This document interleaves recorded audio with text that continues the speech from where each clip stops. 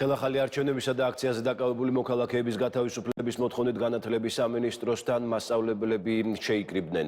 ადგილზე სხვადასხვა კერძო და საჯარო სკოლის პედაგოგები მივიდნენ. მათ საკუთარი მოთხოვნების სამინისტროსთან კიდევ ერთხელ საჯაროდ დააფიქსირეს, რის შემდეგაც მსვლელობით საზოგადოებრივი მაუწყებლობისკენ გამოემართნენ. ისინი გეგმავენ საერთო დროის დათმობის მოთხოვნასთან ერთად საკლასო განათლების თემატიკაზეც ისაუბრონ.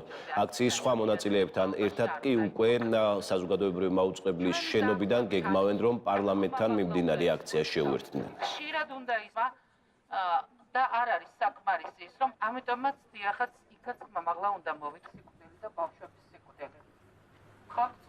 მასწავლებელი მოგეხსენებათ, რომ სამოქალაქო საზოგადოების ერთ-ერთი ყველაზე მნიშვნელოვანი და სტრატეგიული ნაწილი ამ საზოგადოებისა, რომელმაც მომავალი თაობა უნდა გაზარდოს. ვართ აქ იმიტომ, რომ კიდევ ერთხელ გავაგონოთ ხმა, რა თქმა უნდა, უწყებას, მოვუწოდოთ მასწავლებლებს, რომ მართალი და თავისუფალი სიტყვა თქვან იმისათვის, რომ მაგალითი მისცენ საკუთარ მოსწავლეებს. დღევანდელი აქ შეკრების მიზეზი არის რასაკვირველია საზოგადოების მოთხოვნასთან გაერთიანება, პირველ რიგში რეჟიმის პატიმრების, რეჟიმის ტყვეების გათავისუფლება და შემდეგ უკვე არჩევნების დანიშვნა და ძალიან მნიშვნელოვანია, რომ მასწავლებლის ხმა ისმოდეს საზოგადოების ხმასთან ერთად.